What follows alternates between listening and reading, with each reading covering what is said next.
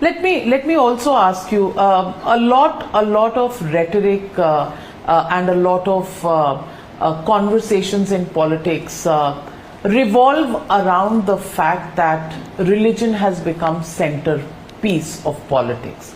I want to ask you, since this entire controversy began from Andhra Pradesh on the Laddu controversy, the matter is now, of course, in the Supreme Court. There is an investigation going into it. In hindsight, from where we are today, do you think you jumped the gun on that entire controversy, or will you hold horses till the SIT or the Special Investigation Team headed by a CBI official comes out with its report? I mean, if you look at it, report is a report. It's an NDDB report. Mr. Naidu received it, and Mr. Naidu, being a devout Hindu, and he's born, brought up in Chittoor, his ancestral home overlooks one of the 7 hills.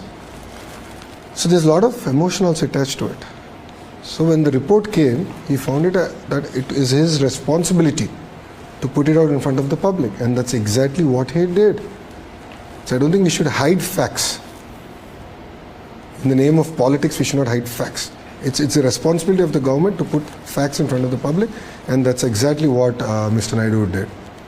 And after the hearing in the Supreme Court and the kind of steps that have been taken, are you satisfied with what was brought to light and the manner in which it is proceeding? See, SIT is there. The Supreme Court added 2 members of CBI and 1 expert from FSSAI to be part of the committee, but SIT continues. So that shows that what the decisions we took were in the right direction, and the SIT holds good, and they'll go about doing what they have to do, and they'll put the report in front of the public, and for the public to decide. Let me also ask you about your contemporaries in politics. What do you think about Rahul Gandhi? And let's do a rapid fire on this. What do you think about Rahul Gandhi? No, I think Padayatra has definitely changed him. Okay. But I think still there are certain policies that I don't necessarily agree upon. For example? And this is a conversation we need to continue to have. For example, which policies? No, I think India should not just be about welfare. India should be both balancing welfare and development. And what I see is extreme welfareism and not enough of focus coming on development. Do you think his targeting of wealth creators, the manner in which he talks Adani, Ambani all the time, do you think that is conducive to the development that you talk about? See, end of the day, there will be companies who will do exceptionally well, and they have equal responsibility to do good to society. So in the P4, the 4P model or the P4 model that I spoke about, that's where we look at entrepreneurs like them to come help, give a handhold, because they've been lucky. Society has been kind for them. So they should in turn adopt families, bring them out of the cycle of poverty.